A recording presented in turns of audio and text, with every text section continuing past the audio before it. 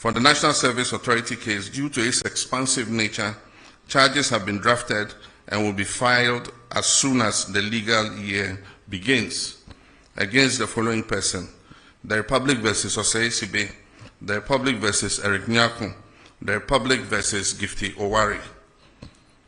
Also for the National Cathedral, we are awaiting a forensic audit from the Auditor General. Additionally, charges have been drafted and are ready for filing in the case of Republic versus Wuntumi and Akunta Mining. The Economic and Organized Crime Office, EOCO, is finalizing its report with respect to Exim Bank transactions. Dockets are in preparation for the buffer stock case and the drip equipment case. Investigations are ongoing into the African Cup of Nations case, the Mart Set case, and approximately 20 other cases currently. Let me be clear, every single case of corruption that needs to be investigated is being looked into. And once evidence is found to ground the prosecution, that will happen and happen swiftly. Looking within, we launched a code of conduct for public officials with an insistence on strict compliance. A high-level working group has been inaugurated to draft a new anti-corruption strategy aimed at strengthening ethical governance and institutional coordination. My fellow citizens, the scourge of Galamsey is receiving much attention. We've established the National Anti-Illegal Mining Operations Secretariat, NIMOS, as the Central Operations Command Center coordinating the national fight against illegal mining and its associated environmental degradation. In a coordinated effort across all security agencies and the Ministry of Lands and Natural Resources, 440 excavators have been seized. Over 1,400 arrests have been made, with suspects awaiting prosecution. Over 300 Shamfang machines have been confiscated and destroyed. Over 900 water pumps seized from illegal mining sites have been handed over to the Ministry of Agriculture for distributing to farmers for irrigation purposes. Of Ghana's 288 forest reserves, 44 had previously suffered varying degrees of destruction from illegal mining. Notably, 9 of those reserves had become no-go zones due to the presence of armed groups. Through the Ministry of Lands and Natural Resources and with support from the security agencies, we've successfully repossessed all 9 of these red-zoned forest reserves. However, over the weekend, the Jimira Forest Reserve and the Anwia Futu section of the Ofinch Shelter Belt was re-invaded by illegal miners after these were handed back to the Forestry Commission. The military is currently working with NIMOS to repossess those reserves and establish a permanent presence in those liberated forest reserves to prevent re-incursion by illegal miners. 980 personnel have been recruited, trained and deployed in the Western and Savannah regions. They conduct daily operations on major river bodies, serving as community vanguards to ward off illegal mining activities. An additional 1,020 personnel will be recruited and deployed by the end of the year, bringing the total force to 2,000 blue water guards. The next phase will focus on dechemicalizing and restoring our water bodies to their pristine state. Feasibility studies for this critical restoration efforts are currently underway. In collaboration with the Ministry of Transport, the Ministry of Finance, GRA Customs Division, and the Ports and Harbours Authority, we've instituted a system for the proactive tracking of all imported excavators and earth-moving equipment from the port of entry. 1,200 excavators are going through the permitting process from the Transport Ministry, clearance from Customs registration with DVLA, and tracking at the Minerals Commission. So far, we've registered 1,015 earth-moving and mining equipment. 647 have been registered and fitted with tracking devices. There are an additional 600 equipment at the port awaiting clearance. An additional 350 tracking devices are expected by September 12, 2025 to enhance this monitoring effort. The Constitutional Review Commission is actively engaging stakeholders across the country, gathering views on how best to shape the future framework of Ghana's democracy. This inclusive approach ensures that voices of citizens, civil society, and institutions are reflected in the evolving constitutional order. Friends, internal security is important for economic progress. Pursuant to our commitment to improving security, we have earmarked 1 billion Ghana cedis to retool our security agencies. The Ministry of Energy has recently granted a declaration of commerciality for the Eban Akoma oil and gas discoveries in Cape 3 Points, Block 4, confirming their commercial viability. This paves the way for the joint venture partners ENI Vitol, Woodfields, and the Ghana National Petroleum Corporation to proceed with a full plan of development of this oil well. This milestone brings us closer to increased oil and gas production, job creation, and enhanced energy security, reinforcing our commitment to responsible resource management for the benefit of all Ghanaians. We've also approved the construction of a second gas processing plant, GPP2, to double our national processing capacity and set the stage for cheaper, cleaner, and more reliable power generation. This landmark project alone is expected to save the country close to $500 million every 2 years by drastically cutting our reliance on expensive imported liquid fuel. Beyond the cost reduction, it is projected to create over 1,000 direct and indirect jobs, fueling both industry and livelihoods. We can all attest to the fact that the looming threat of doomsday we inherited in January this year has been averted. Through strategic interventions and swift action, power supply has remained stable across the country, ensuring uninterrupted electricity for households, businesses, and essential services. We've made significant strides in restoring fiscal decentralization. In the past 8 years, only 40% to 50% of the District Assembly's Common Fund was reaching metropolitan, municipal, and district assemblies, constraining their capacity to deliver local services. Our government has reversed this trend. District assemblies are now receiving 80% of their allocation directly. Of the 7.57 billion allocated for DACF this year, approximately 6.1 billion has gone straight to local assemblies, with a minimum of 25 million allocated to each MMDA. Already the first quarter disbursement of 987.97 million has been released to kickstart district level development. To ensure focused impact, Cabinet has approved expenditure guidelines for the districts. 25% of the fund is to support design and construction of what we call 24-hour economy model markets. 10% is allocated for health, with a minimum of 2 CHIPS compounds per district. Education, 1 kg, 1 primary, 1 GS block, potable water, at least 10 boreholes, environmental sanitation and school furniture. 7.5% for MMDA administration, monitoring and evaluation, and 20% is allocated to finished legacy projects. Simultaneously, all statutory funds such as 2.03 billion to the National Health Insurance Fund and 2.71 billion to GET Fund, covering NHIS, arrears, and free SHS, have been released in full, underscoring our commitment to public service delivery and local empowerment. Next week, I'll cut the sword in 3 locations to signal the start of the Big Push program. The first phase, understandably, covers mainly the road sector. Everyone will admit that over the last 8 years, our road infrastructure has deteriorated remarkably. This year alone, almost 14 billion Ghana cedis of our oil and gold revenues have been earmarked for the Big Push program. Critical road projects such as the Ofankon-Sawam Road, which were chronically underfunded, have been transferred under the Big Push program and recently received a release of almost 1 billion cedis to ensure speedy completion by the end of second quarter of next year.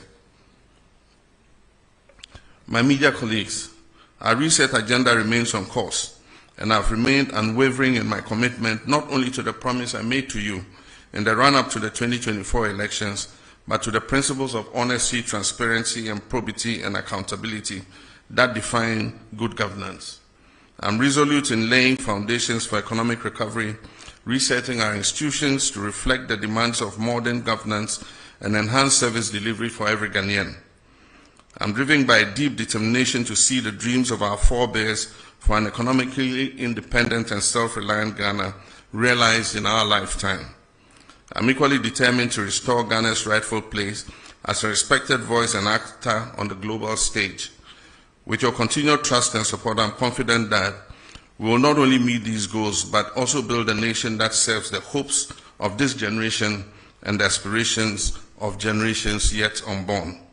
May God bless us all, and may God bless our homeland, Ghana. I thank you.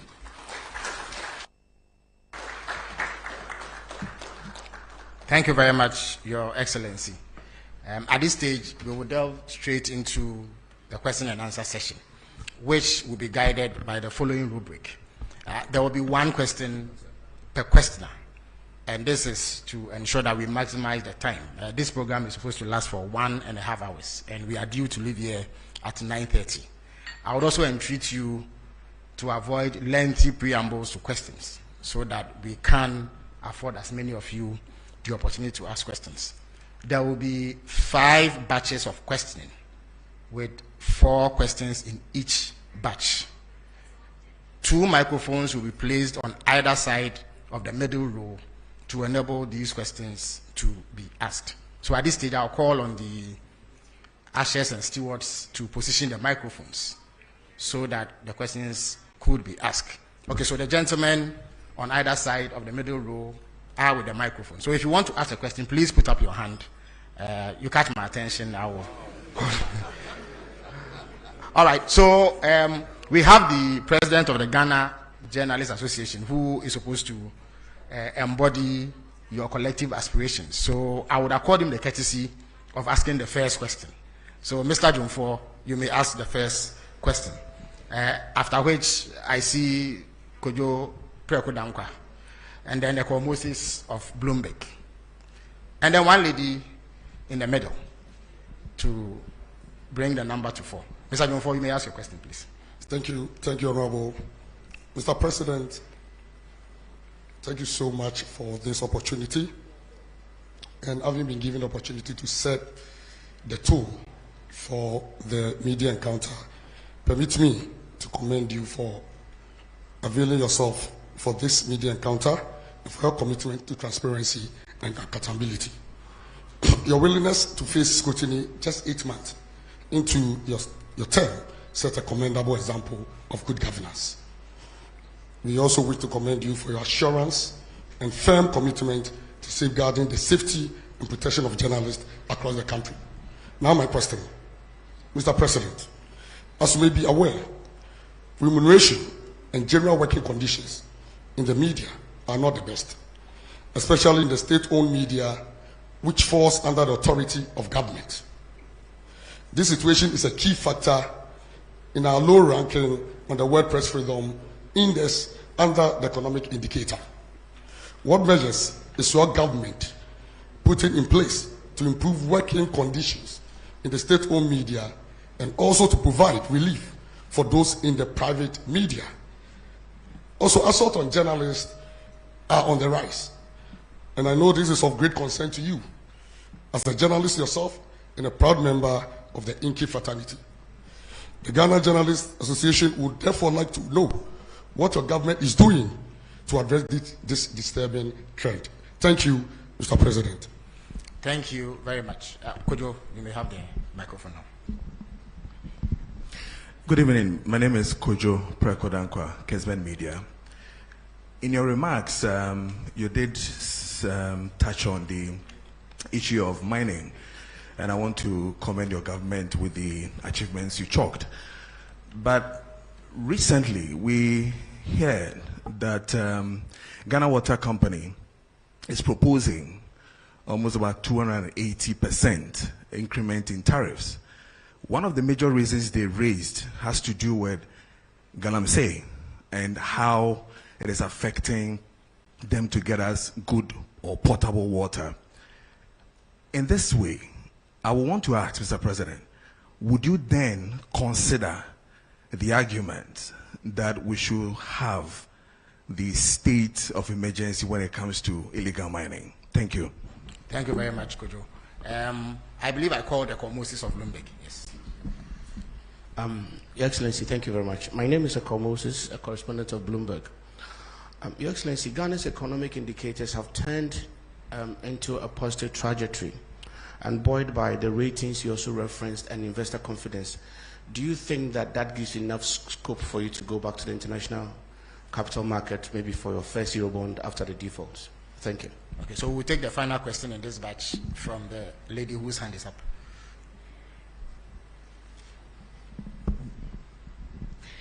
Medase, Idiame Jeso, ene apina pukua, when near me wo, Adam Brand, Sadum TV, and Adam FM.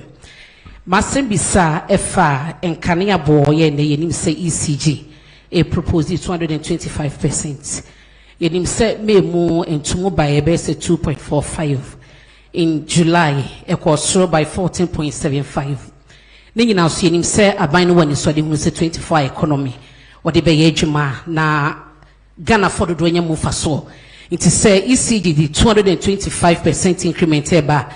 Yenim hawa proposal no any hunkumudi bekone percentage of the bejina. Ebeko Ghana for Bibena company say anoyedin. Ye bisa se betumenya nsusanso e wo 24 economy no so Ghana for butum na ebiom so aban be hwese obeso asene eye subsidy ama omanfo ho atoma na medase. Yo medase. So His Excellency the President will field these questions at this stage. Thank you.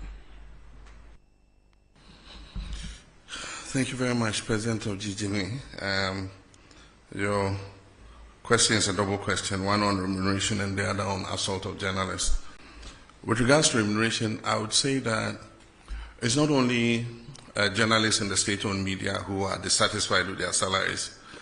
Public service salaries are not living wages. I agree with the TUC that we must work towards a living wage. All of us are dissatisfied with the salary we get as public servants. The private sector offers better remuneration, but that's why we have to work together to grow the national cake so that we can pay ourselves better. And that is why there's agitation for cancellation of Article 71 in the Constitution, because we all must feel the pinch so that we can grow things together. But when you cushion a certain constitutional class and they have more cushy remuneration than the other people, then it creates a kind of discrimination between public service.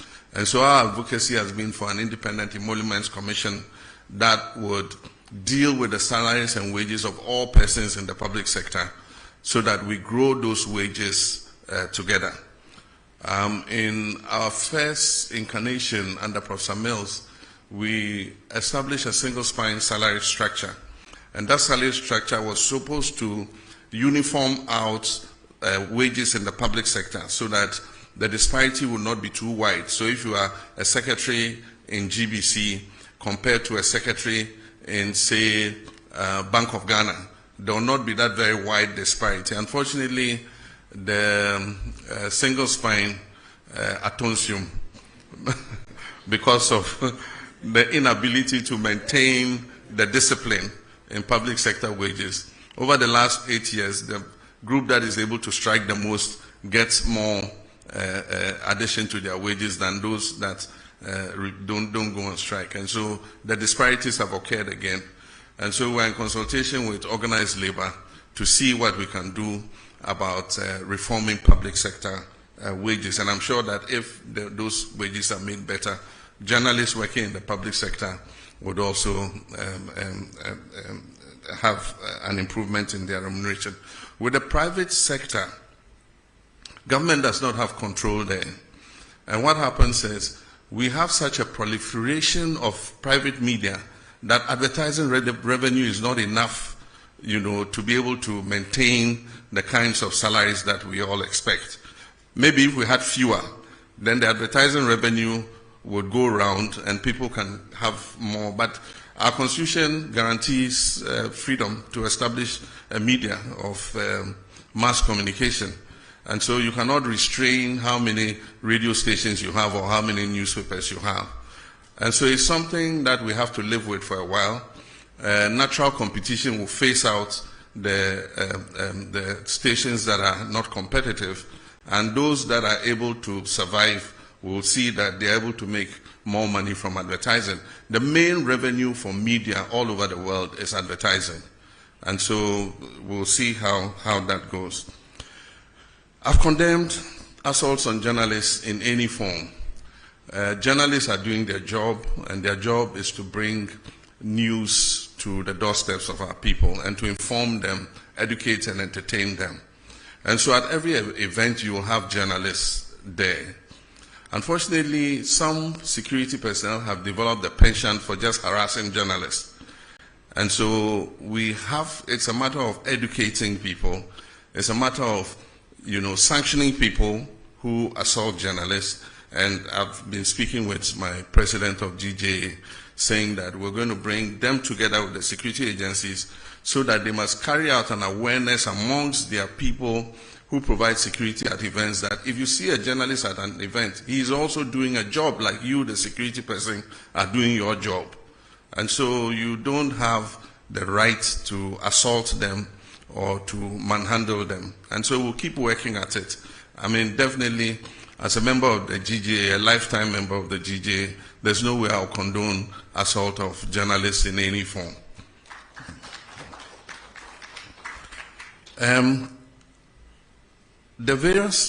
We do occasional review of tariffs.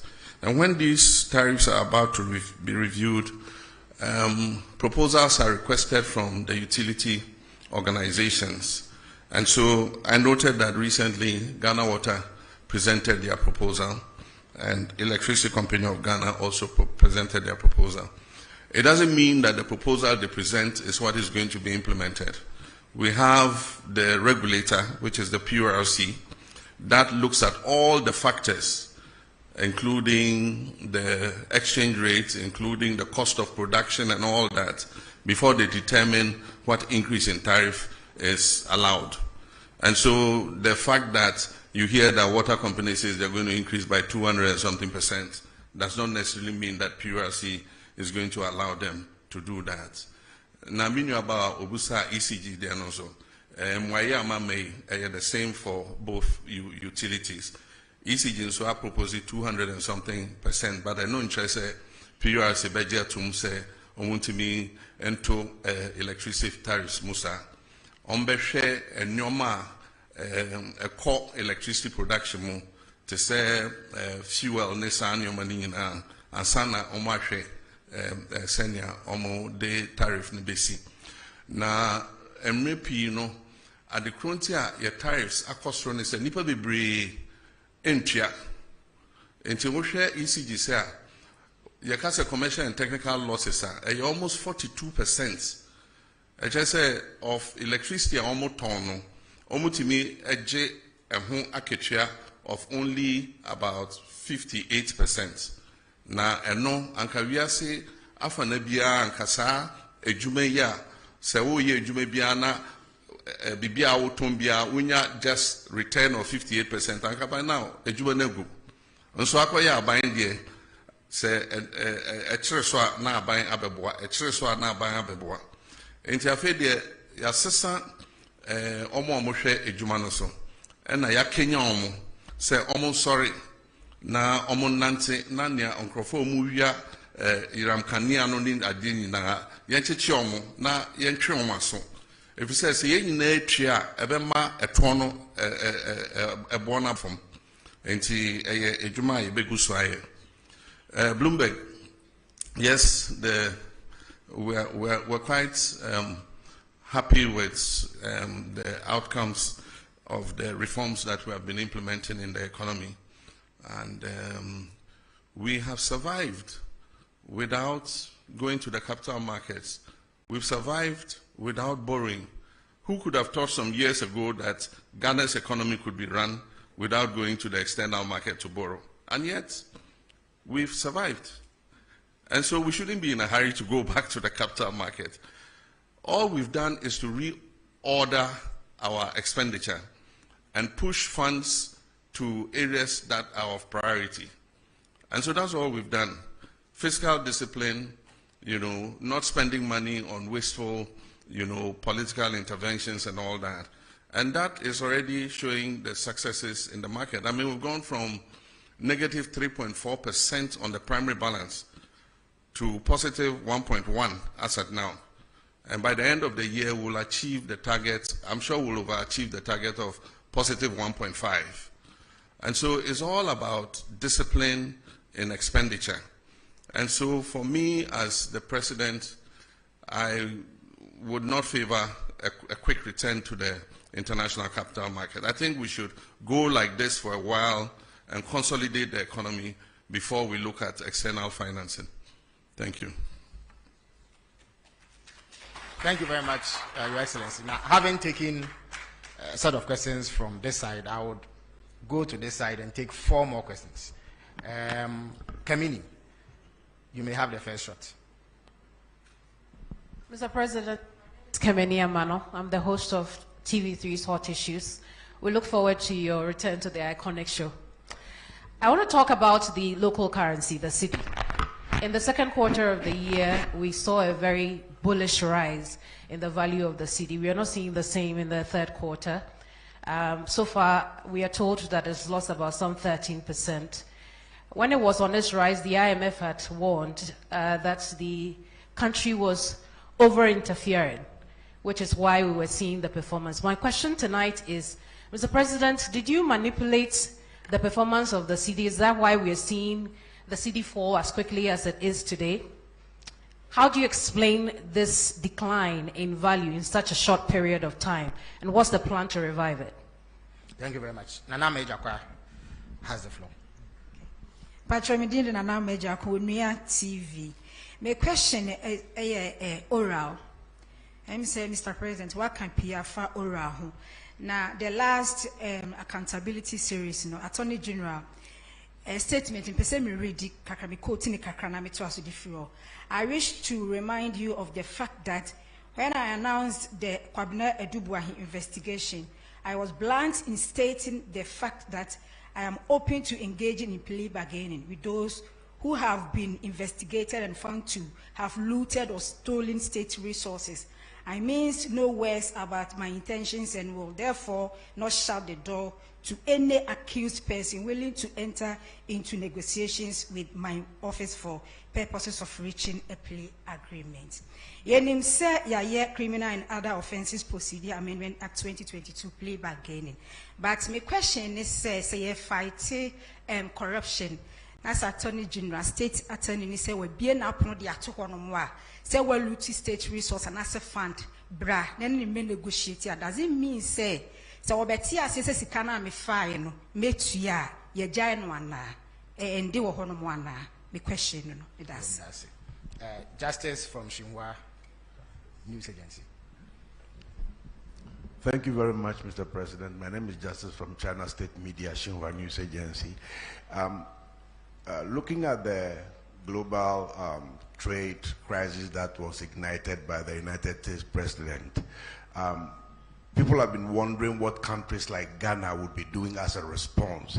But we realized recently that the Chinese government has actually granted all African countries a zero tariff into their market. What will Ghana be doing to take advantage of that for our trading to be boosted as a substitute to what we may have been losing from the United States side? Thank you. Before I take the final question from here, let me indicate that we are joined by journalists from across the regions through the power of technology. So as and when the technical folks sit down, I would ask them to also contribute to this question and answer session. Alfred, you may have the last word in this batch. Thank you. Good evening, Mr. President. My name is Alfred Okanse. I work with TV3 as part of Media General. Just on the back of the oral question that was asked by a colleague of mine, over the weekend, we heard the General Secretary of your party indicate that there are some NDC lawyers who are cutting deals with some persons who are standing trial for acts of corruption. Is this statement one that you're minded by? And if you are, what are you going to do about this, especially because of how committed you are, as you indicated, to pursue oral because the Ghanaian people expect that you should do so? Thank you. Thank you very much, Alfred. Now, we are joined by William Menta from Rich FM. So, William, if you can hear me, you have the floor. Okay, so my name is William Menta from Asimfosu-based Rich FM Central Region. And Mr. President, Central Region is known as the heartbeat of education and tourism. Yet our people still struggle with unemployment and underdeveloped infrastructure. What specific steps is your government and our strengths into real jobs and opportunities for the youth? Thank you. Thank you very much. Your Excellency, you may answer this question, sir.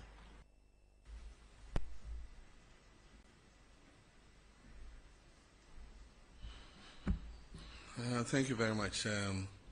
The first question is about the rise in the value of the city.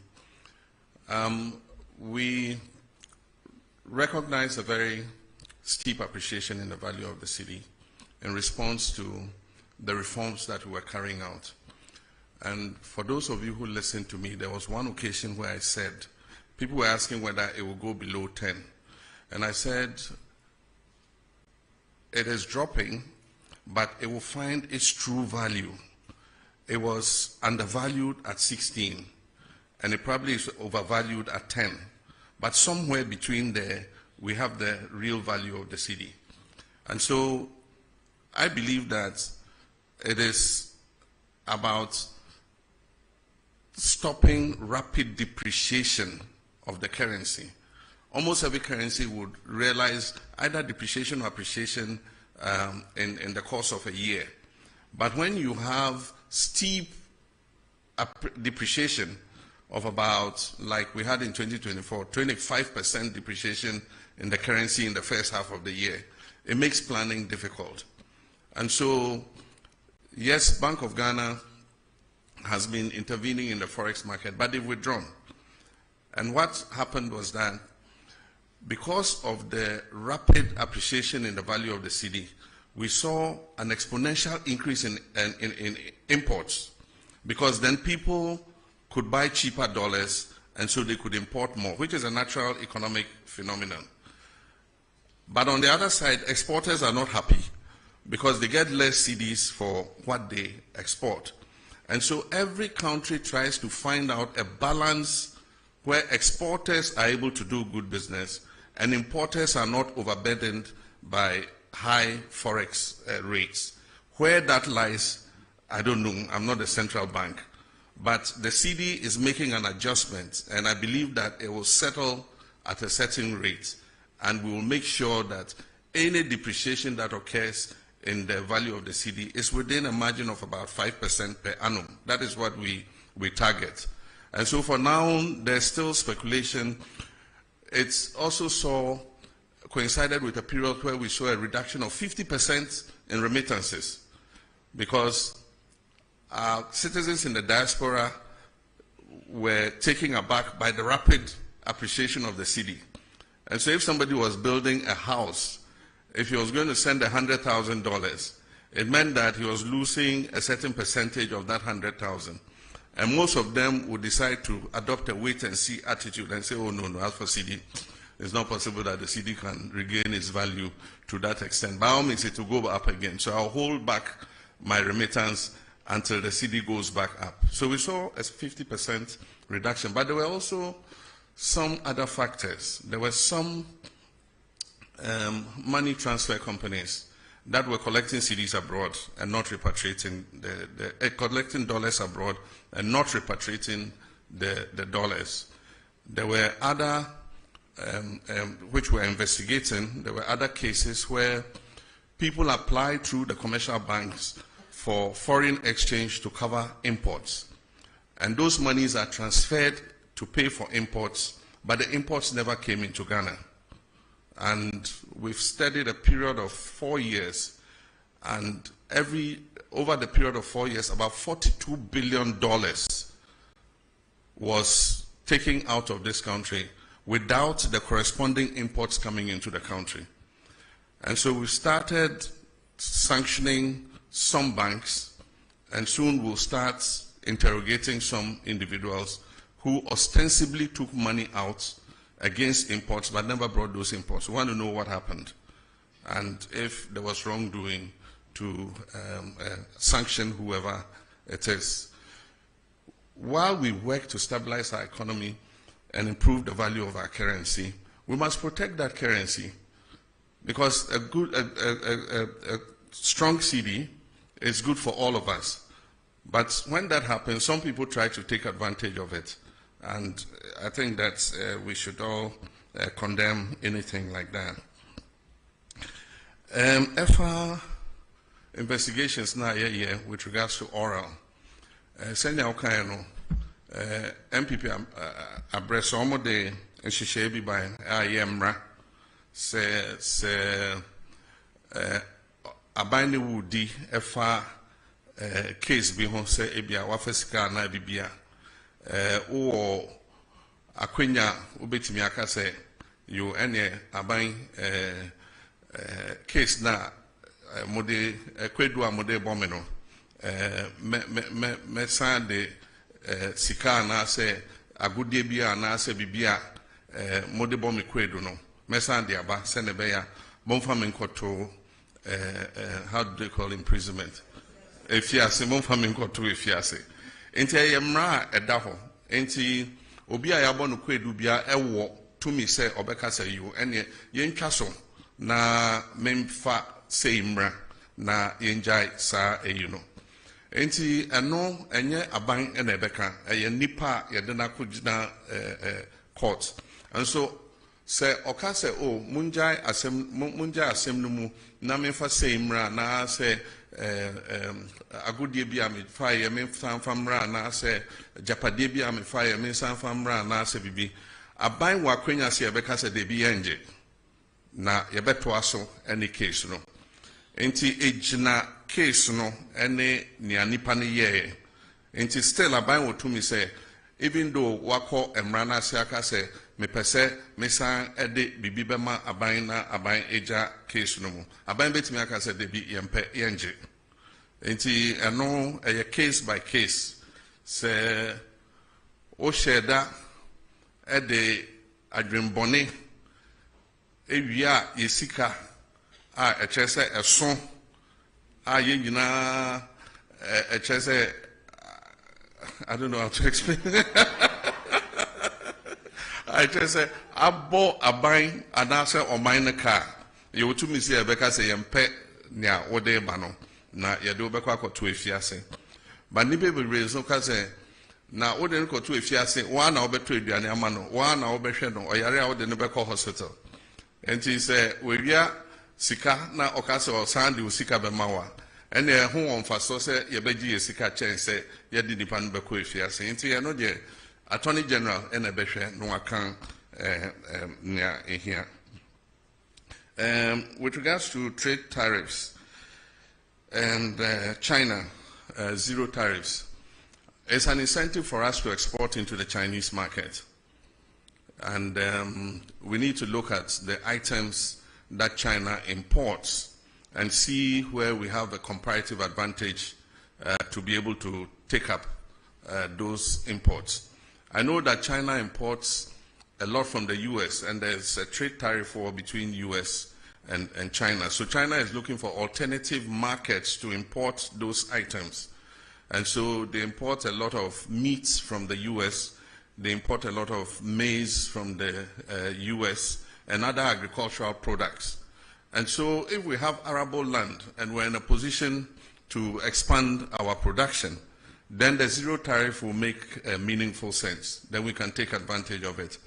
But it is just a figure if we are not able to respond and be able to export into the Chinese market. But I think that it offers an opportunity for diversification of markets. Nobody wins tariff wars. It's unfortunate that America has appended the whole world trade system. We all work towards a rules-based trading system. It took years of negotiation from Rio to Doha round and all that. And eventually, reasonable tariffs were agreed between countries. Countries like Africa enjoyed zero tariff into the US because we were in the developing world. And so it was a concession that US gave. And what you receive in exchange is soft power that, you know, a lot of people have a good disposition towards the US because the US has been kind to Africa and all that kind of thing. But in comes President Trump. He has a more transactional mindset. And he says that the US has been taken for granted for a long time.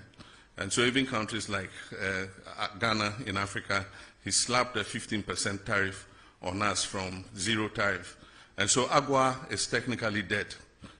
It was due for renegotiation in September. There's no way with this 15% tariff, AGUA is going to be renewed. But we're just watching carefully. The power to impose tariffs is that of Congress.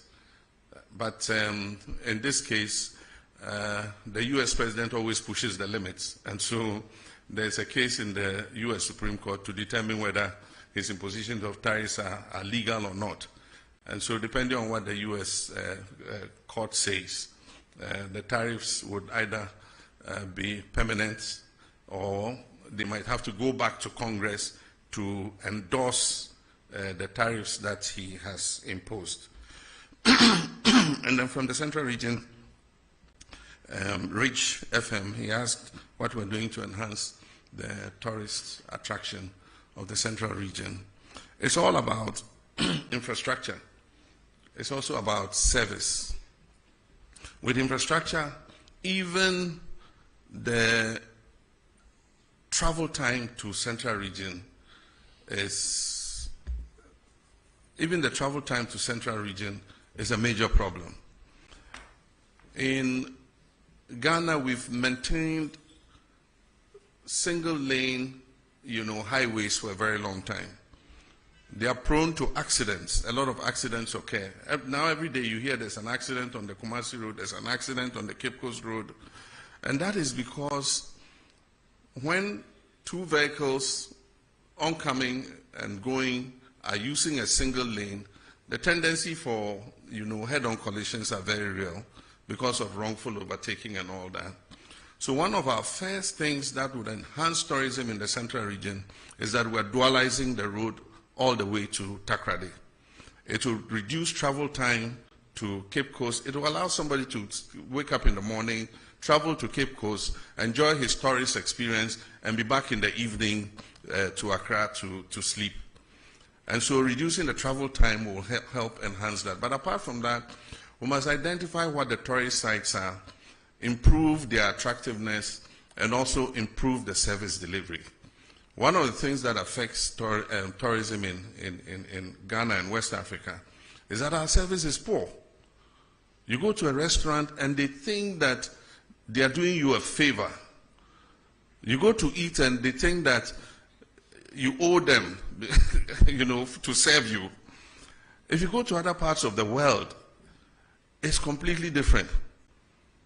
You are compelled to spend your money because they are all over you. Even before you finish the drink that they have given you, you are halfway. Can I bring you another drink? And if you are the shy type and things, you always say, oh, yes, yes. And you forget that you have to pay for it. And so we must improve our service delivery. Owners of services must take professionals who know how to be courteous to customers, to know that we are in this job because you've come here to eat or you've come here to do this. And so that's one of the drawbacks of our whole tourism experience. And most times you spend so much money, set up an establishment, instead of going for professionals, you go and haul your relatives from the village to come and serve people.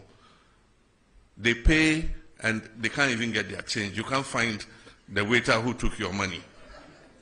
And when you even find them, he says, oh, we have no change. I mean, they have a certain sense of entitlement. And so until we reform all these, and it's an attitudinal problem, until we reform all these, and people who own these establishments make sure that service delivery is at near 100%, we would not be able to attract enough tourists into our country. We have a beautiful country. People come and, I mean, they just say, look, this country is good. But if you hear a lot of the feedback and you say, oh, but what is negative about it? Oh, your service is not the best. Always, I mean, that's the feedback that comes. But the government will do its part. Government has the responsibility for making sure the infrastructure is good. And we're starting with the road, making sure that we dualize the road all the way to Cape Coast and Central Region so that people can travel easier to go and enjoy the tourist attractions there.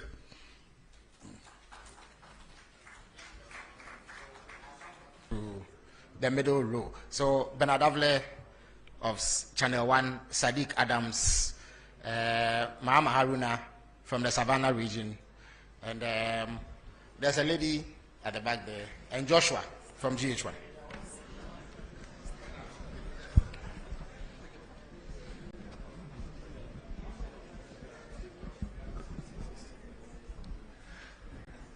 Thank you, Felix.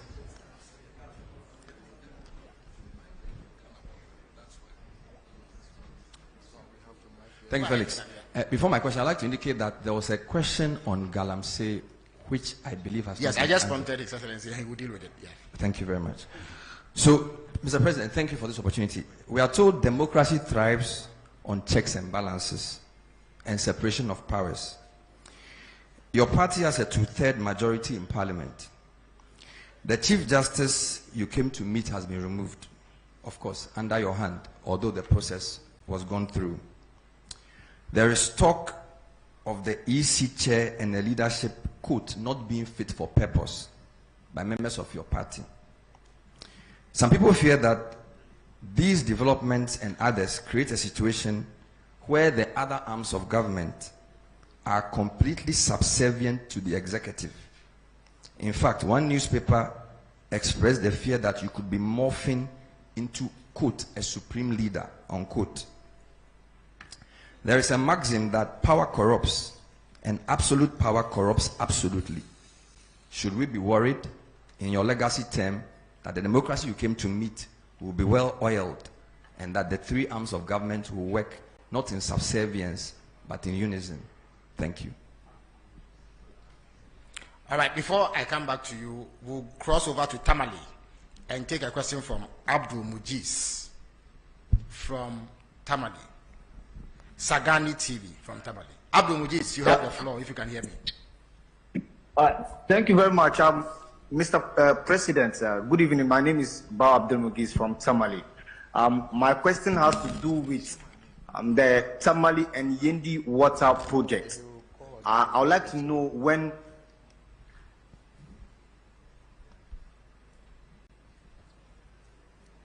Well, we seem to have lost Abdul, but I think I can continue for him. He would like to know when the Tamale and Yendi water projects will be executed. Yeah, Sadiq, you have the floor now.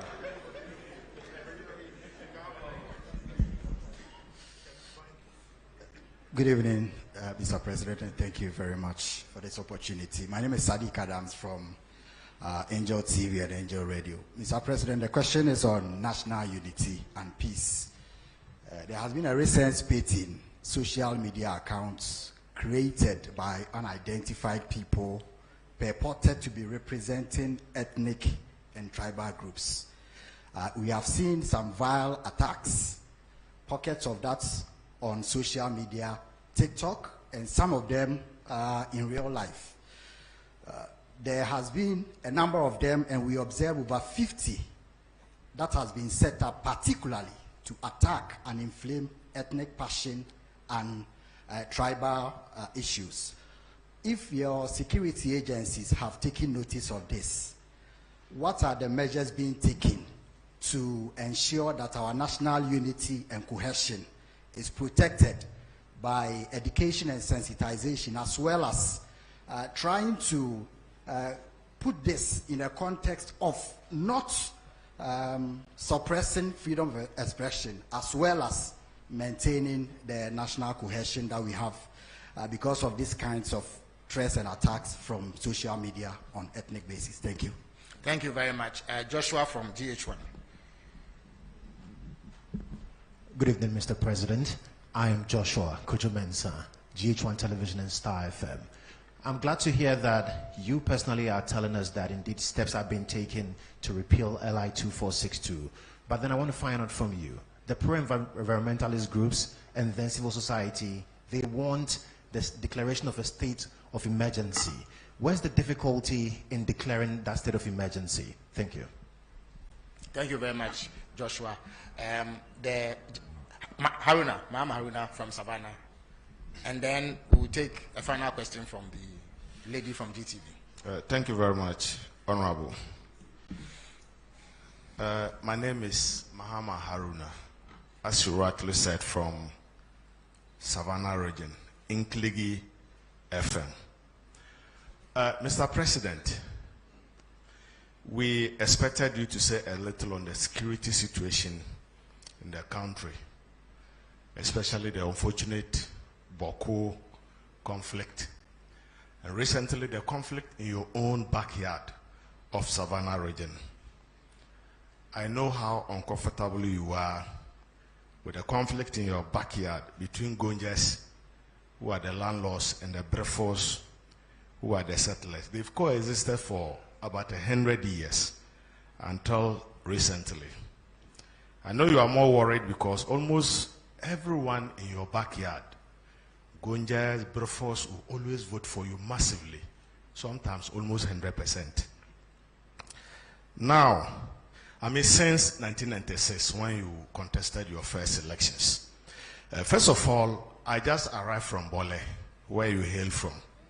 And I can say that the people are not happy with the curfew imposed on them. Especially in the beginning, people were dragged from their rooms and beaten. There's evidence to that. Now, let me go to my question. You may want to wrap up. No, yeah, I'll wrap up. Mr. President, you've put in place, the Minister of Interior has put in place a mediation committee. Do you think it can resolve the problem? Because some are saying there should have been a reconciliation committee. Moreover, the people are saying since the conflict erupted, they've not heard from you. So what do you have to tell your people? Thank you very much. Thank you very much. So the final question will come from the lady from GTV. Good evening, Your Excellency. Thanks for the opportunity. I'm Salamat Kukwa Pinto. I'm with the Despite Media. Yeah, pardon me, Despite Media, yes. Yes, right. yes, thank you. I wanted to hear something for the creative arts industry when you made your presentation, but I didn't hear anything. The question is that you have shown how you want to bridge the unemployment gap, but I want to find out that how do you intend, or can you tell us what plans you have in using the creative arts sector to solve the high unemployment?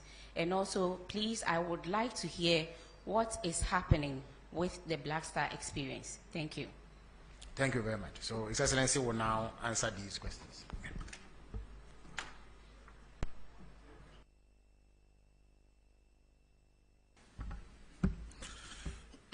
Thank you very much. Let me first apologize for missing one of the questions, and that is the accusation that there's interference in terms of the oral investigations. I would have very conveniently said the General Secretary himself is here, and so I'll call him to present his evidence to the public. But I can assure you that there's no way anybody can interfere. I cannot be in people's mind to stop them from attempting to interfere, but I am responsible for making sure that that interference comes to naught. And so I closely monitor. I hold regular meetings with the Attorney General. He briefs me on the status of investigations. And so I'm confident that, the cases will go ahead based on their merits, and that nobody would have the opportunity to interfere. If anybody goes lobbying people or paying people to interfere, they probably are just throwing away their resources. All cases will be investigated and come to their logical end. If people are exonerated in the courts, I mean, that's what justice is all about. We will do our part, and we're being painstaking in preparing the dockets, and that's why people are complaining that it's a bit slow. But you don't want to hurriedly take a docket to courts and have it thrown out on technicality. And that's why you need to make sure that by the time a docket is prepared and prosecution starts, you have a watertight case that will ensure that you get a conviction. And so that's the process that we're going through. There was also a question that was tied to water, but it also had to do with Galamsey. It says that the justification for water company asking for such a steep increase was because of the cost of treating the water.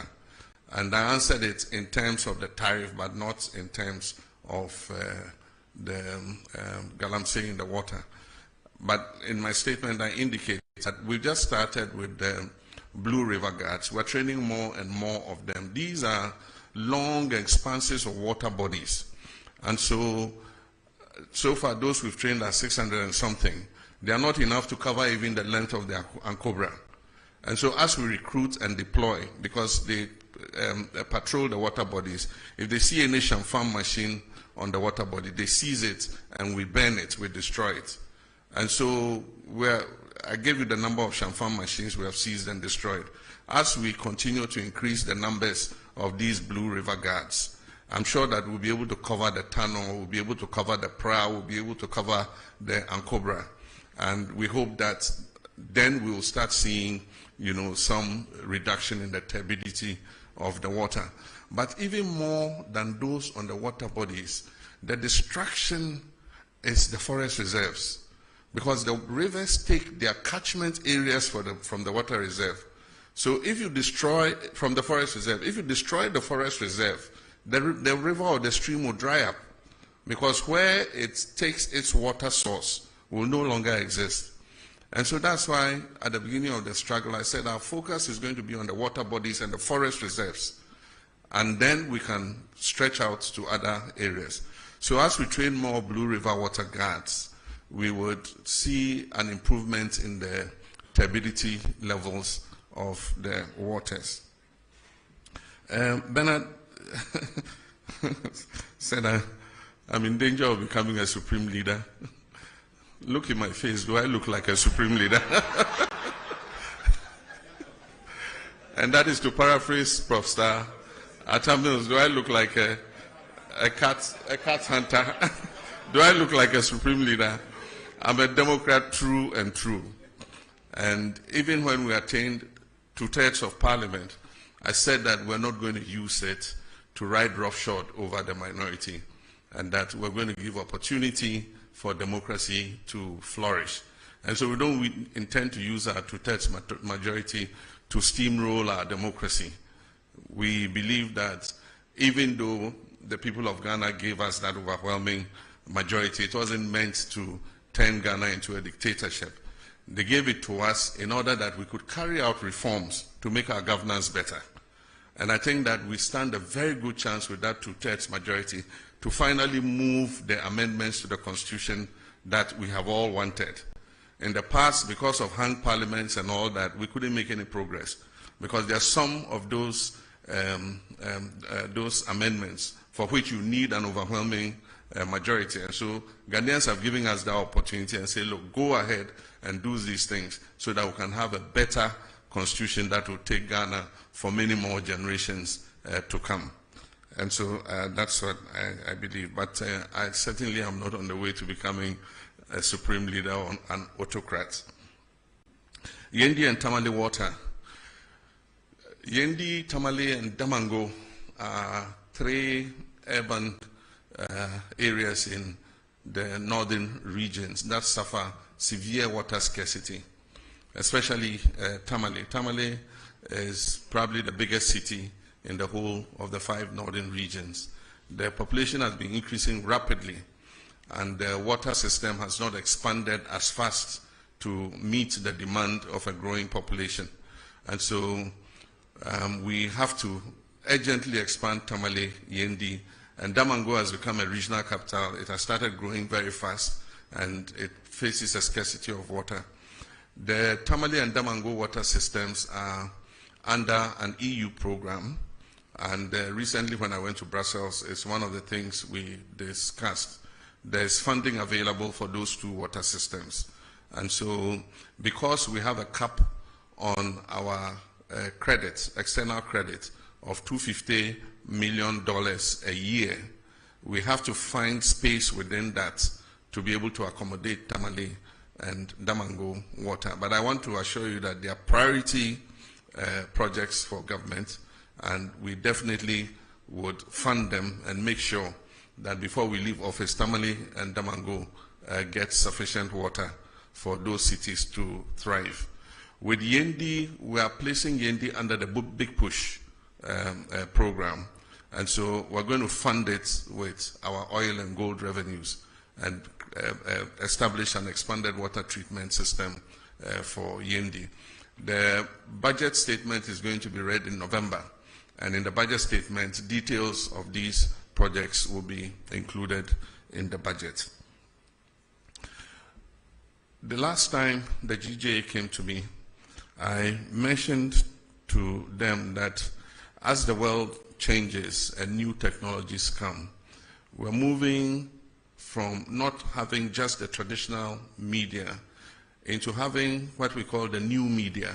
These are all the new social media instruments like TikTok, like Facebook, like X, and all of them. And so the traditional sense of journalists like you, most of you trained and working in media houses that have a corporate identity and can be held responsible for the information that you put out, is beginning to change. We have a new crop of I'll call them neo-journalists, who anybody with a phone and a camera can report news or comment on national issues. Now the point is, who holds those people responsible? And that's what he's saying. If you go to some of the WhatsApp platforms, or you go to some of the commentaries in the TikToks and others, we have what we call hate speech, incitement to violence. Those are criminal. Despite the fact that we have removed the criminal libel laws, there are some laws that make such people accountable.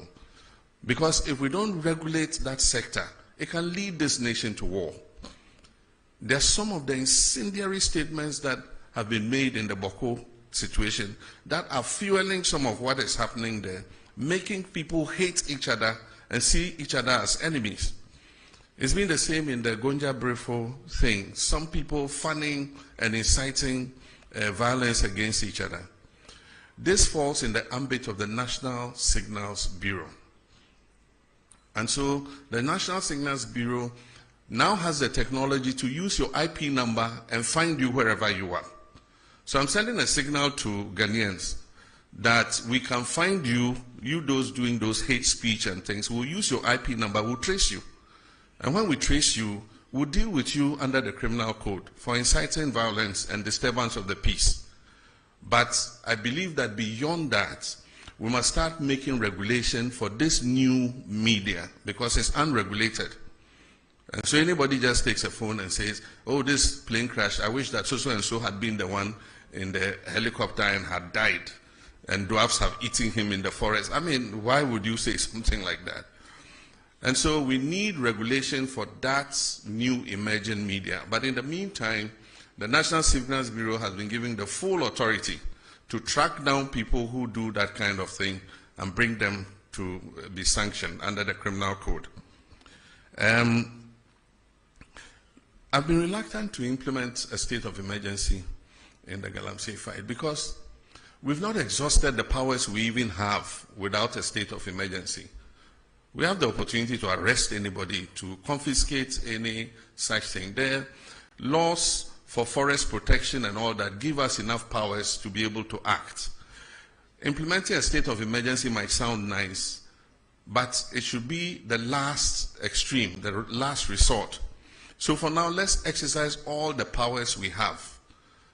And if it becomes necessary for a state of emergency, then we'll look at it. It means we have to go to Parliament. The President can't just declare a state of emergency without, going to Parliament, because there's a limit to how long you can maintain that state of emergency. And so I believe that we still have leverage to continue to fight Galamsey without necessarily implementing a state of emergency. We have to, it means that we have to delineate the areas where the state of emergency is operational. And if you look at the area where Galamsey is taking place, it covers several districts of our country. And so we would do it if it becomes necessary. But for now, I think that we've given the security services enough powers to be able to deal with people who are found to be involved in Galamsey. With regards to the security in the Sola, Tuna, Kalba, and Bole districts, it was an incident over a small plot of land, like the land you put a container kiosk on. That's all. And it has led to over 30 deaths. Somebody has his house, and there's a land between the house and the street. And he wants to build shops on that land. And then there's a dispute with the chief. And then it leads to gunfire and then deaths. It's most unfortunate, like the questioner said, these are two groups that have lived in peace for so many years and are intermarried. There are people from one side who are married to their others, people from one side that are married to others. I, for instance, am such a mixture of people, I don't know who I am. Part of me is Vagla, part is Safalba, part is Gonja. I mean, quarter of everything. And so if my ethnic groups are fighting, it means my body should be fighting with different parts of my body, because I'm a mixture. My blood is made up of all those ethnic groups. And so it's most unfortunate. And so we've put in a mediation team. We mentioned the members. The two MPs are supposed to be ex-official members to work with the mediation team. If you look at the terms of reference in the mediation team, there's also reconciliation. And so even though we call it a mediation team, its terms of reference includes reconciliation. So we've given them the full authority to meet both sides, to perform purification rites, to cleanse the land of any blood that has been spilled and all that, and then to come out with recommendations how to improve relations between the two groups so that they live in peace. There are few feudal practices that have been complained about, where people are called to chiefs' palaces and shipped, or they are forced to give up their animals and things. We need to look at all those practices too as we go forward. We're in a modern society, and so sometimes some of these things we must take another look at them. I've been accepted by all sides. Indeed, sometimes my greatest supporters were people of other ethnic extractions other than my own Gonja extraction. I won elections not because I was a Gonja, but because of the person that I was, and I enjoyed a good relations with everybody. And so even though I haven't visited yet, I have not gone there yet because I want peace to have a chance, but I've been pulling the strings. I sent a delegation to the Yegbonra to prevent him from leaving Damango and going to Biniri, which would have escalated the conflict. And he listened to me as a father, and he refused to go. I stopped the Bolera too from going there. We gave the chiefs an escort to go and see the place where the incident happened. And I think that that has lessened tensions. As I speak, we've given the security services the authority and the resources to begin to bring some of the displaced people back to their communities. And so we're going to work hard to make sure that we bring peace to Gonjaland. We need peace to develop. Our common enemy is poverty, it's not each other. Savannah is one of the poorest regions in the country, and so we must rather be fighting poverty rather than fighting each other. The last one, the creative arts. The creative arts is one of the important sectors. What we notice is that The creative industry creates jobs faster than the traditional sectors that we have known. By the time sector or manufacturing creates one job, the creative sector, digitalization, knowledge industry, arts and things would have created about 5 jobs. And so that's an area in which we have to continue to invest. And that is why we created them as a ministry together with tourism. The Black Star experience will take off. They've been working on all the foundational issues, and you'll soon see a sign of it. In the next budget, we're going to make some allocation for the creative arts, for the film fund, and to support Kuma Wood and all the filmmakers, to support the music industry, to support the arts and all that. We need to put our money where our mouths are. And I think that the creative arts are a good representation of our culture and who we are as a people. Thank you. Excellency. Unfortunately, due to constraints of time, we would take a final round. So I will start with the gentleman from TV5 Le Monde, and then let me be inward looking and call GTV, who I superintend. I see Kojo Yankson at the back. Let me come this way and call the gentleman from BBC, and then I'll give the final slot to a lady, the lady at the back. That would be it.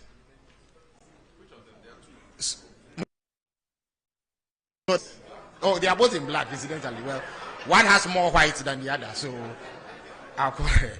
All right, so Le Monde, you have the floor. Good evening, and thank you for having me tonight. My name is Victor Cariou. I'm the Ghana correspondent for Radio France International, TV5, and Le Monde Afrique. These questions concern the diplomatic relationship between the United States of America and Ghana and Africa, and the deportation of migrants from the US to third countries in Africa.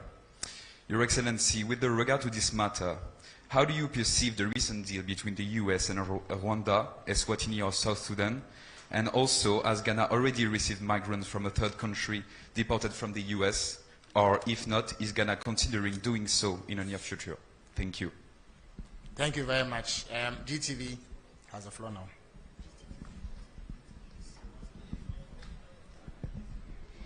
Thank you. Good evening, Your Excellency. You announced that the government will remove the minimum capital requirement for foreign investors under a revised Ghana Investment Promotion Sector Act during your visit to Japan. Your Excellency, is the government not removing the protection that shields Ghanaian enterprises by removing the minimum capital requirement? And also the concerns about the Ghanaian traders with the activities of the Nigerian trade partners in the country. There's a request for that part of the GIPC Act to be amended to make it possible for Nigerian and indeed other African traders to move more freely within the space because of ASCFTA. What are your views? Thank you. Thank you very much. Kojo Yankson has the floor now. Thank you. Good evening, Mr. President. My name is Kojo Yankson. I'm the host of the Super Morning Show on Joy. Mr. President, you've already talked about how important it is to safeguard the water bodies and the forest reserves. But over the past 9 months since you became president, the turbidity levels in the water bodies have worsened, according to the Water Resources Commission.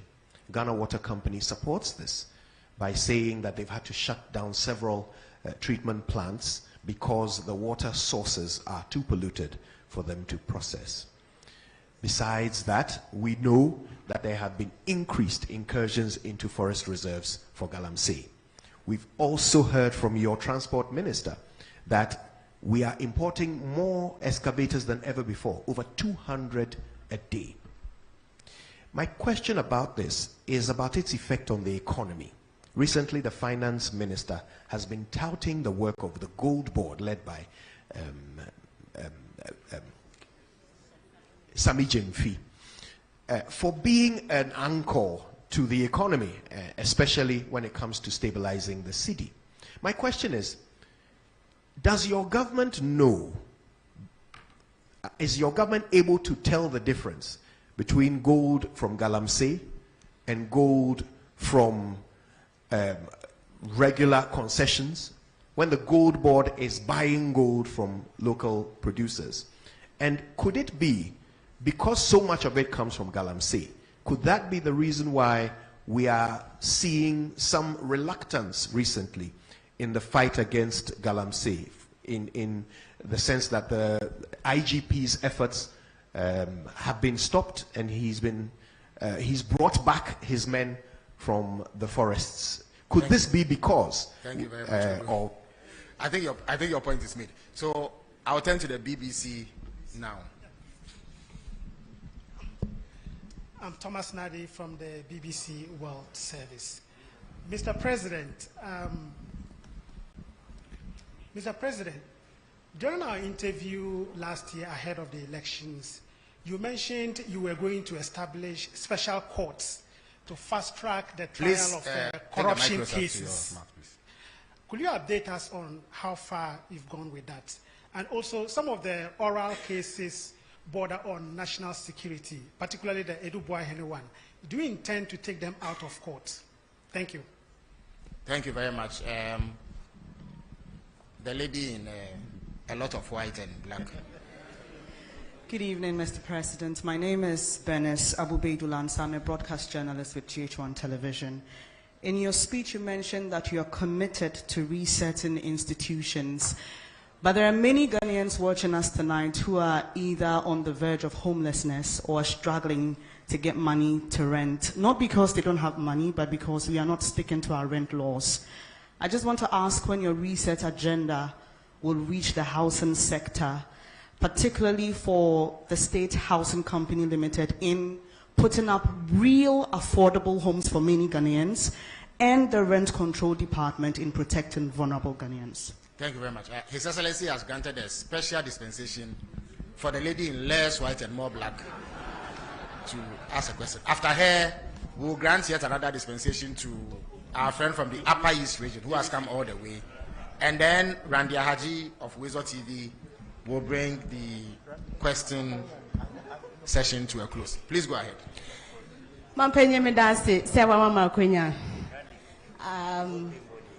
The question is today if you asema nti wa mfami de anke be ha me pa.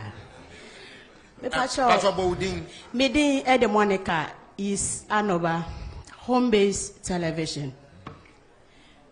Me pacho wa bole bamboy tuna kalba ya kwan no enye ese ya che ye bre yetimi di 16 hours don shi dunsia na ye ndru fie ye bisa se mampenyi de na wo ye de amayen ye mu bia ye ntumi mfasore foma na ebefe ye ne den so bin so ene bamboy enko a yetimi di don shirim yenu ewo ho na ye mfiri mu enam so makwemu kan for me chere am robbers omunso afasa akwenya no so haye pa na musuo bo na okokasa okofa state transport which is STC then you due because omono they drive with care and caution to on kan ho kra and then na wunyandri obede nyane ada sori sa na onansi na tai wadaroma odi anka kwan ho nsem de nka oya ade pa na ye de na ye de wayi ye free musa da ben ene ye hwe wenim se obafia boy. So our friend from the Upper East region would have Upper West region. Is it Upper East? Upper East region, yes. But you have only one question, please. Thank you very much. Only one of you is allowed to ask a question. So thank since you you very are much both from for the same region, yeah. Please go ahead. Yeah. Go ahead. Thank you very much for the opportunity. My name is David Adapuna from Mike FM in Avrongo, Upper East region. Your Excellency, one of the things that beats the hearts of my people has to do with the Polygo Multipurpose Dam. This was an initiative that was started by the NPP government, but unfortunately, we could not see its completion. This project held so much prospects, including that of irrigation, power generation, and flood control. Just recently, the Barry Dam was opened and we saw the devastation it caused. We're asking, now that the project is not happening, what plans will your government, Your Excellency, have for my people so that our concerns are addressed? Thank you. Thank you very much. Okay, so please go ahead. Okay. Grant him the... Thank you very much, Your Excellency. I'm called Joshua Sir with A1 Radio and Bolga FM in the Upper East region. Mr. President, in our region, that is the Upper East region, currently we do not have a standard sports stadium. And as a result, sports and youth development are greatly hampered. The only existing structure, which was built in the 70s to serve as a sports stadium, is no longer fit for purpose. What are the plans of the government to ensure the Upper East region has a modern sports stadium? Recently, we saw a young man who walked from Bolga to the nation's capital to solicit for a sports stadium. I don't know if the president is aware of this. Thank you very much. Thank you very much. So, Randy has the last word. Thank you, Mr. President. Please, Mr. President, I want to find out the latest updates on the Ghana's version of Ashigame proposed to be established at Aplawa. And also, per my last checks from the whole airport, there were plans to establish an aviation school. How far with that one too? Thank you. All right. Thank you very much. His Excellency will answer these questions.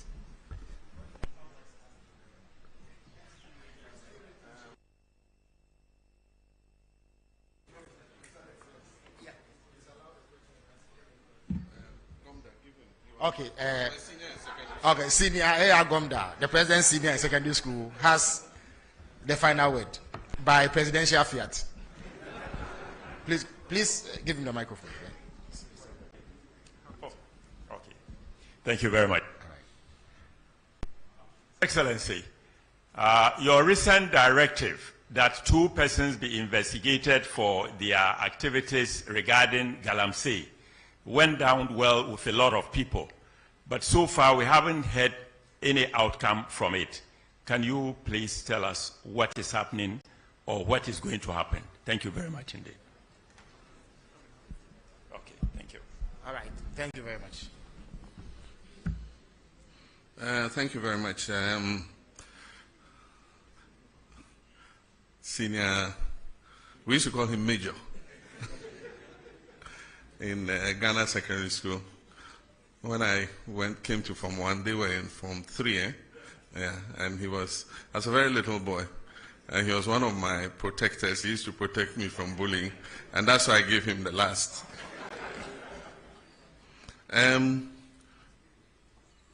The first question was from, what's your institution? Oh, Radio France. Yeah, okay, it's about Ghana-US relations. First, we were slapped with 10% tariff that was increased to 15%, and then we're included in 36 countries that were going to be placed on a visa ban. But in the meantime, all 5-year visas were cancelled, and we were restricted to single entry 3 months. It shows the tightening situation in our foreign relations, but I do think that we still enjoy good relations with the United States of America. We were approached by the US to accept third-party nationals who were being removed from the US. And we agreed with them that West African nationals, were acceptable, because all our fellow West Africans don't need a visa to come to our country. So if they decided to travel from US to Accra, they don't need a visa anyway. So if you're bringing our colleague West Africans back, I mean, that's okay. And so I think that agreement has been activated, and a first batch of 14 nationals came. Several of them were our Nigerian brothers. They opted to go back home, and so we facilitated, we put them on buses, to be able to go back home. One of them was a Gambian who it's not as easy. You have to get him an air ticket to be able to facilitate his travel. So what we've done is contacted their embassy to let them know of his presence so that they can facilitate his return to Gambia. And so that's the issue with regards to deportations and arrivals. West Africa has the protocol of free movement. And so any West African is free to come to Ghana and be able to stay for 90 days. And so if they decide to bring them, I mean, we don't have a problem accepting them. Then with regards to the GIPC Act, you know, well, we are living in a new environment. We have the ECOWAS Trade Liberalization Scheme. We have the African Continental Free Trade Area that wants us to open our markets to each other. And so the former protective regime is changing. And so we need to review the GIPC Act to be able to take cognizance of that. And aside from that, there's limited foreign direct investment in the whole world. And so you need to place yourself in a position where you're able to attract as much foreign investment as possible. So when you put a barrier of $1 million, there are people who, with $500,000, can open a manufacturing establishment. But because you say he must show $1 million of transferred capital into the country, then you shut out that investor. And that's why, as part of the GIPC review, we're removing the minimum requirement so that anybody who wants to come and set up a business in Ghana to provide employment for our people is welcome to come. But that is different from the issue of the markets. And so there's advocacy that we should review that issue with markets. The current law restricts retail sector to only Ghanaians. And there are people who argue that it's anti-competition and so many other things. But of course, in most countries, you want to reserve a certain portion of the economy for your people. And so Parliament is going to look at it, and eventually whatever law they pass is what we have to live with. I never expected, or I never deluded myself, that the fight against illegal gold mining or galamsey was going to be an event. I mean, definitely, there's no magic wand. The decay has eaten so much over the last 8 years that it's going to take a lot of work to be able to overcome it. And I didn't expect that in 18 months we would declare victory in the fight. As the livelihoods of about 4 million Ghanaians is on small-scale mining. And so it's going to be a process. It's not going to be an event. But we will not give up. We have a determination to get on top of it. The Gold Board was introduced as part of reforms. And if the Gold Board was not introduced, I mean, those who were taking the profits from the small-scale mining sector were the foreign traders who were taking that money away. In 6 months, we have exported over $6 billion. About $4 billion of that money was going to go into the private or foreign traders. And so the first thing is you shut the stable door so that the horse doesn't escape, which is what we've done. So if it's from illegal sources, it's from legal sources. At least it's our land that is being destroyed. So let us get the benefit of it instead of foreign traders. So that's the first thing. But if you go and read the Gold Board law, it has a requirement for tracking and tracing. And as I speak, the Gold Board is working with an organization to put on a track and trace system.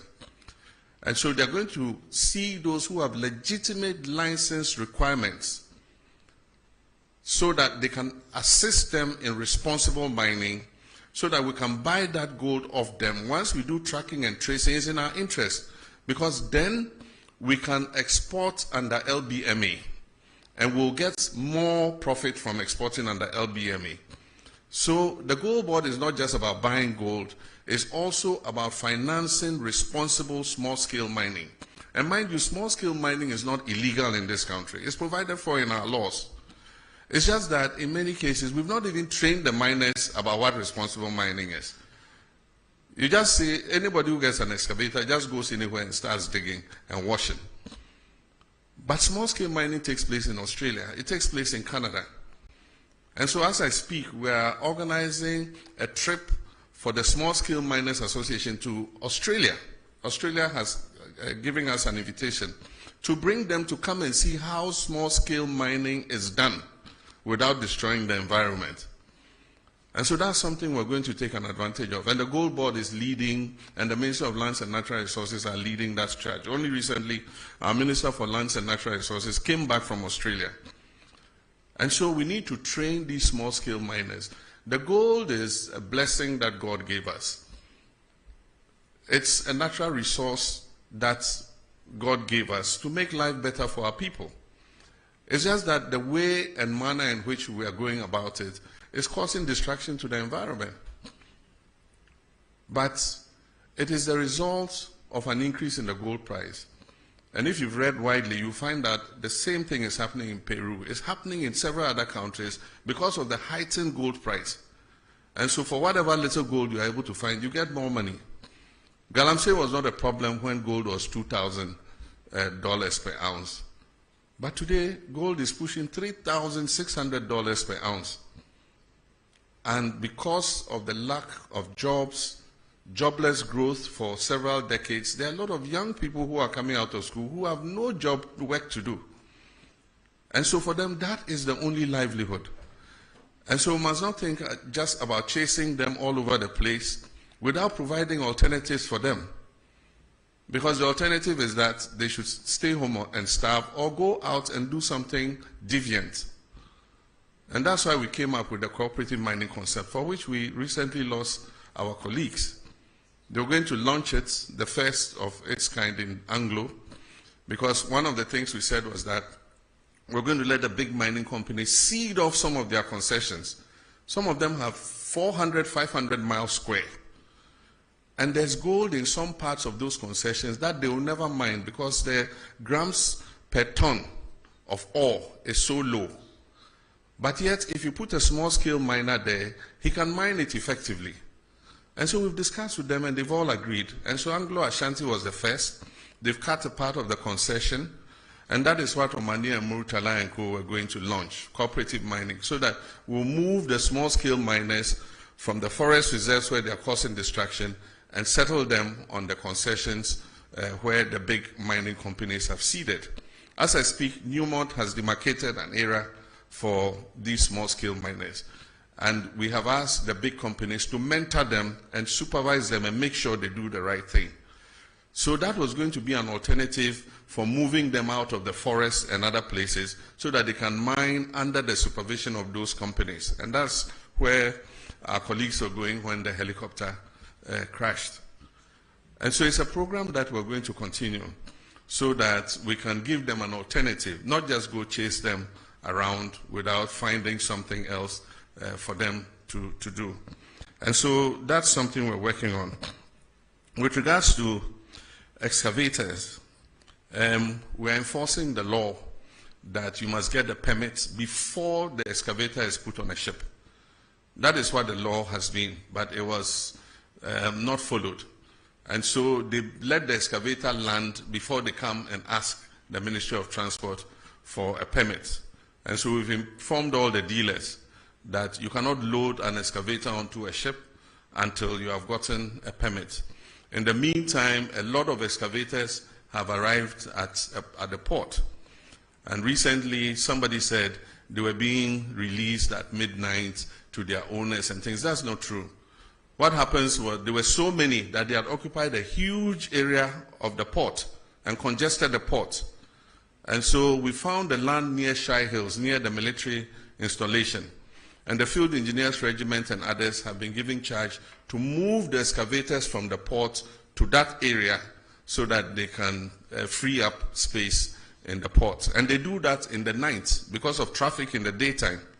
So in the night, they have the payloaders moving the excavators out of the port to the designated areas where they are supposed to be held. And before any of those excavators is released, they must be tracked, they must have a tracker on them, they must be registered by the owner of the excavator, and we must know the purpose for which the excavator has been imported.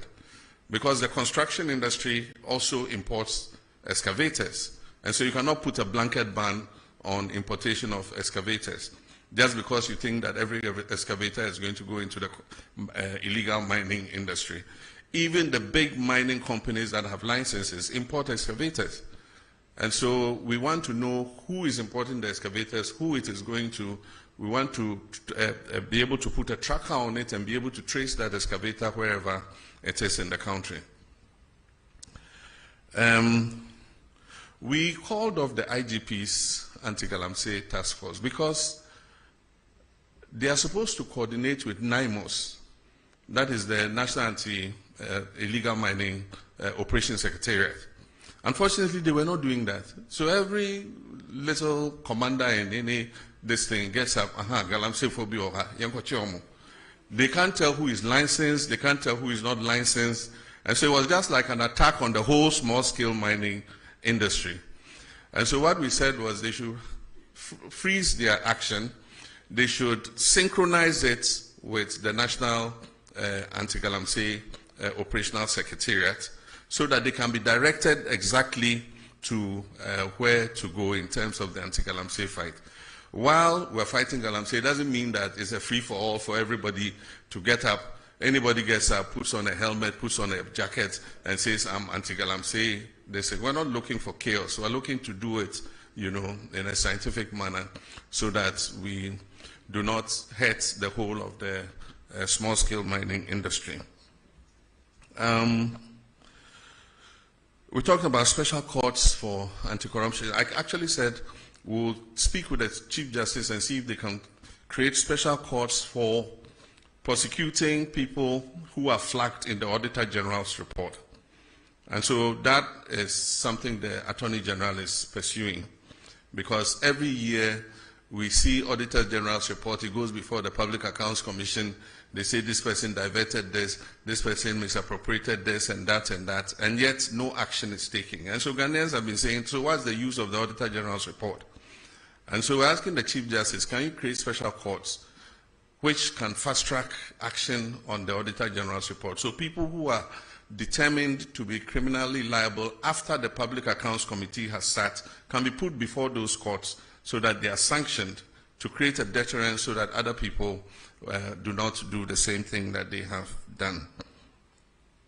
A very good question on rent and homelessness, and I'm happy to give you the microphone to ask it. The biggest expenditure in any Ghanaian's budget is rent. And even though we have laws, enforcing them has been difficult. The rent law says that a landlord cannot charge more than 6 months. But the problem in enforcing the law is the connivance of the tenant and the landlord. The tenant won't come and report that they are charging him 1 year's rent advance because he wants the room. And so that has been the problem. And the problem is because our population is growing beyond our housing capacity. So the competition for accommodation and housing is very strong. And that is why we must expand our housing coverage. And I remember in our manifesto, we have a pledge to expand housing.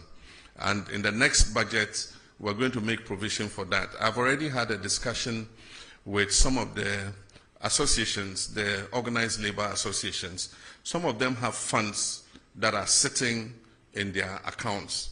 And they have members who want houses. So what I've said is government will match their funds. And so if they give 1 billion cedis, we will give 1 billion cedis.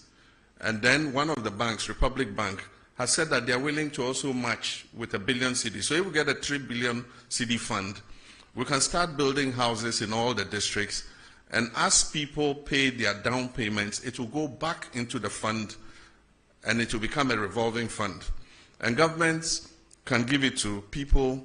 I said if you have like about 15 to 20 years before retirement, you can take a house and we'll be deducting from your salary monthly so that by the time your retirement time is up, you have your own accommodation to go to. And as we take those deductions, they will go back into the fund. So it becomes like a revolving fund so that we can increase the housing stock. But the Minister of Finance will talk about that when he reads the budget in November. Minyaba, se ufi yekrom honomo. Techiman wenchi Bamboy Bole Wa Road, a major international corridor. Na nearby, adia ba say a quine say and say a bedroom rebia trucks ni bebre omokom Mali any Burkina Faso a ye Bobo Dula so a hono a hoako ye quine a one faso ma omo and your mom fa Techiman fa Kentampo kwani bium eko pagansa na omo akomani because omo fa wenchi kwana omo ko pie bole no mo pie wa no mo ko pie hamile wodru hamile a Bobo Dula so ewo enchen ho a o pai efa wonsa benkum so a ede wo ko Bamako enti ama enhyen akese ne bebre enam sa kwan no so ekwan no so ya nye ne se ebetimi afa sa wait, how do you call wait? And ya nye ekwan no se ne befa sa enyoma na omofa no emu odu enti ama kwan na se kra enti yese obia hohuru nso eba na na emu mebo ho na misumi free enti ye big push no ma shada de akoshe big push no mo enti nyame adom enche kra obehu se contractor egu so den na afi akachom ze omo ye kwan na omo nye no senia trucks e fa so no emma ne nsa biom because afi ehu se eho e no omo pefa enti ye kwan no nye ni yie se na be ya omo fa so mpo a ekwan no beche amaye na omo ye no so se bole ye mikrom enti me se contractor na ye no bole town roads on kai na onsiesi ho emame enti eyadea enchebia obehu se baso Poalugu multipurpose dam, we are rescoping the project, and so currently the contract was awarded to Sino Hydro, but it was supposed to be funded from Government of Ghana sources. Government of Ghana didn't have the money, and so the contract was not executed. And so we are rescoping it. It means we have to do an appraisal of what the costing will be again. And what we intend is to, if possible, finance it under the big push. The last time it was to cost about $900 and something million, almost $1 billion. And $1 billion today is about 11 point something, almost 12. So that would be about 12 billion CDs. This year, the total budget for Big Push was 14 billion. Next year, the total budget is 30 billion. And so we'll see how we can accommodate it in phases, because it has two phases, phase 1 and phase 2. Maybe we are not able to do the two phases immediately, but we can start with phase 1, which is the electricity production, and then phase 2 is the flood control and irrigation. And so we're rescoping it, and you'll soon hear something about it. With regards to stadia, we promise to build stadia in all the new regions and the regions that don't have modern stadia. So as I speak, the Ministry of Sports and Recreation is doing the design and the costing for the new stadia. And Upper East is one of the regions that has been captured to receive a new sports stadium. That also is under the big push. What we're doing is Takwa Goldfields built a stadium, a standard stadium for their football activities. And I was surprised to learn it cost about $13 million. When government of Ghana has built stadia, it costs hundreds of millions of dollars. But for those of you who have gone to Takwa and see their stadium, it's a standard stadium. And I think it takes about 5,000 or more, or is it 10,000 people? And so if they could build it for 13 million, government too should be able to do same. So we've asked them to find out the architects, the designers, and everybody who did that stadium, so that we can replicate it in our other regions that don't have a stadium. And then finally, Ashigami, we've got the money. China is giving us money for the flower market. The land has been acquired, and designs are being worked on, and soon a contractor will be appointed to build the markets. And so that promise is on track. Aviation school at Ho Airport, Togbe Afede is leading the charge. The current status is that the land has been allocated, and currently surveyors are on the land marking out the demarcation for the aviation school. We're also trying to attract an MRO. MRO is Maintenance Repair Organization, and so we want to use Ho Airport as the center for maintaining aircrafts. There are a lot of aircrafts in Nigeria and other places that if we have a good MRO in Ho, we'll just fly the short distance and come and service their aircrafts there. And so we're working on that. The last question was about the referral of two of our executives to IOCO to investigate allegations of involvement in illegal mining. That investigation is active. Some allegations were made, and IOCO is investigating whether there was any substance to the allegation. As and when they conclude that investigation, they'll give us a report, and we'll determine what should be done. So that's it. I think I've answered all the questions so far.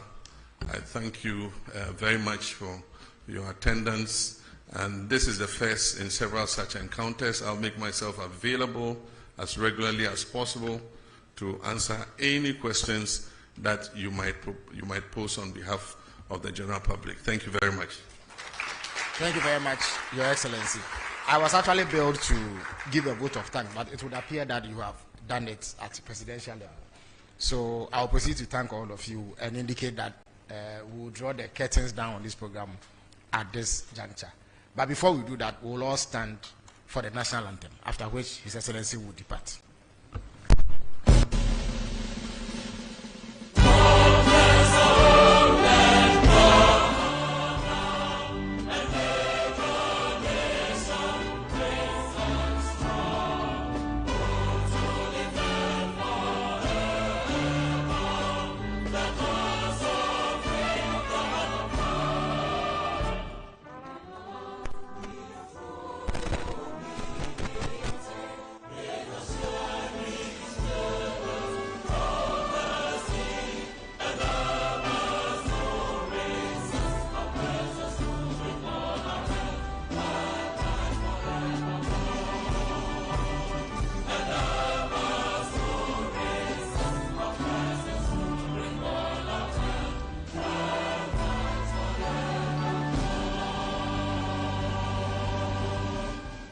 Shall we remain standing as His Excellency the President departs the hall?